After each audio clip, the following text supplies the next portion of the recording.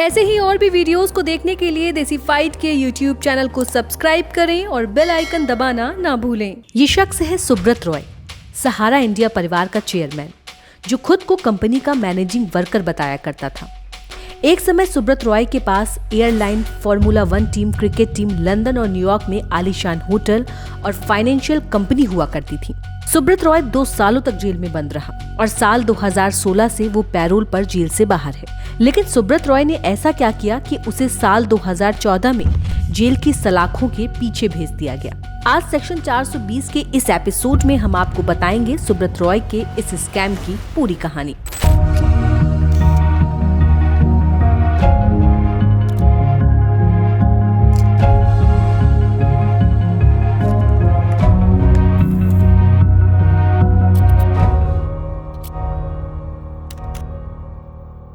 सहारा India एक private company थी जिसकी साल 1978 में शुरुआत हुई।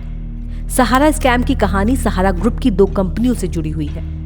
पहली Sahara India real estate corporation limited और दूसरी Sahara India housing investment corporation limited. कैसे सहारा स्कैम जांच एजेंसी और सेबी के रडार में आया? इससे पहले ये समझिए कि आईपीओ और DRHP क्या है। जब कंपनी पहली बार शेयर बाजार के जरिए पैसे जुटाती है, उसे इनिशियल पब्लिक ऑफरिंग कहा जाता है, यानी कि आईपीओ। और इस काम के लिए कंपनी को सेबी से इजाजत लेनी होती है। इसके लिए कंपनी सेबी को draft red herring prospectus DRHP देती है। ड्राफ्ट रेड हेरिंग प्रोस्पेक्टस क्या है? ये एक तरह से कंपनी का बायोडेटा होता है जिसमें कंपनी के बारे में हर जानकारी मौजूद होती है। इसके बाद सेबी कंपनी के DRHP की जांच कर ये फैसला करती है कि कंपनी को इजाजत देनी है या नहीं। 30 सितंबर 2009 के दिन सहारा प्राइम सिटी, जो कि सहारा ग्रुप की ही एक कंपनी थी, उसने आईपीओ के लिए सेबी में DRHP फाइल किया। DRHP की जांच करते सेबी को सहारा ग्रुप की 2 कंपनियों में फंड राइजिंग को लेकर कुछ गड़बड़ियां नजर आईं। ये दोनों कंपनियां थीं Sahara India real estate corporation limited और Sahara India housing investment corporation limited. इसी दौरान सेबी से 25 दिसंबर 2009 और 4 जनवरी 2010 के दिन रोशन लाल नाम के एक शख्स ने शिकायत की कि SIRECL और SHICL गलत तरीके से फंड इकट्ठा कर रहे हैं। इन शिकायतों के कारण सेबी का शक सही साबित हो गया। इसी के साथ सेबी ने इन कंपनियों की जांच शुरू कर दी और सहारा इंडिया ग्रुप से उनके फंड राइजिंग के तरीकों को लेकर सफाई मांगी। उस वक्त सेबी को ये बात पता चली कि SIRECL और SHICL ने करीब 2 से 2.5 करोड़ निवेशकों से 24,000 करोड़ रुपए OFCD के जरिए जमा किए हैं। सेबी ने इसे लेकर सहारा से सवाल की कि सहारा ने क्यों इस काम के लिए इजाजत नहीं ली। सहारा ने दावा किया कि ये ब्रांड एक हाइब्रिड प्रोडक्ट है और सेबी के क्षेत्राधिकार में नहीं आता है और ये मिनिस्ट्री ऑफ कॉर्पोरेट अफेयर्स के रजिस्ट्रार ऑफ कंपनी के अंतर्गत आता है, जहां सहारा की इन दोनों कंपनियों ने अपनी DRHP दायर कर इजाजत ली थी।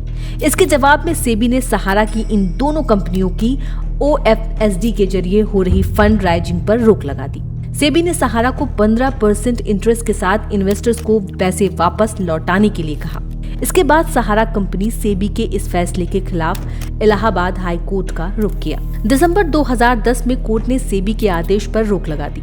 इसके बाद अप्रैल 2011 में इलाहाबाद हाई कोर्ट ने इस फैसले को रद्द कर दिया, जिसके बाद ये मामला सुप्रीम कोर्ट पहुंचा। अगस्त 2012 में सुप्रीम कोर्ट ने दोनों कंपनियों को OFSD के जरिए जमा हुए पैसों को इन्वेस्टर्स को 3 महीने में 15% इंटरेस्ट के साथ वापस करने का फैसला सुनाया और इसी के साथ कंपनी को निर्देश दिए गए कि OFSD होल्डर्स की सारी जानकारी वो सेबी को दे, ताकि सेबी ये कंफर्म कर सके कि ये पैसा सही इन्वेस्टर्स तक पहुंचा है या नहीं। साल 2013 में सहारा ने डिब्बों से भरे 127 ट्रक सेबी के ऑफिस भेजे, जिनमें OFSD होल्डर्स की जानकारी मौजूद थी। सेबी ने फाइल्स के दूसरे बैच को रिजेक्ट कर दिया क्योंकि वे वहां ऑफिस टाइम के बाद पहुंचे थे और इनमें सहारा के 25% इन्वेस्टर्स की जानकारी मौजूद थी।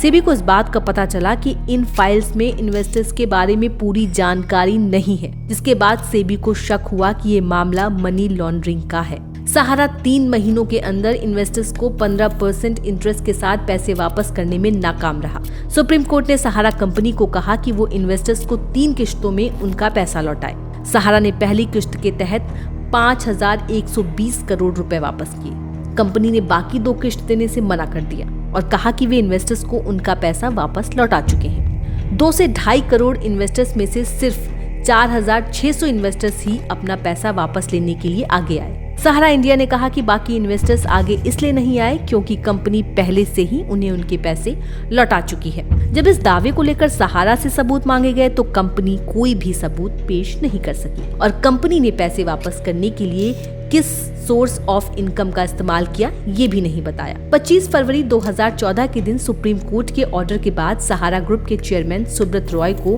गिरफ्तार कर लिया गया। नवंबर 2014 में सुब्रत रॉय के खिलाफ ईडी ने मनी लॉन्ड्रिंग के तहत मामला दर्ज किया। जब सुब्रत रॉय की मां ने दुनिया को अलविदा कहा तो मई 2016 में उसे पैरोल पर रिहा कर दिया गया और वो तब से जेल के बाहर ही है क्योंकि कोर्ट कई बार उसकी पैरोल को बढ़ा चुकी है। हालांकि नवंबर 2020 में सुप्रीम कोर्ट में सेबी की ओर से एक पिटीशन दायर की गई और कहा गया कि सुब्रत रॉय को बकाया 62,600 करोड़ रुपए वापस करने के निर्देश दिए जाएं और सेबी ने कोर्ट से ये गुजारिश की कि अगर सुब्रत रॉय तुरंत ये पैसे वापस नहीं करता है तो उसकी पैरोल को रद्द कर दिया जाए।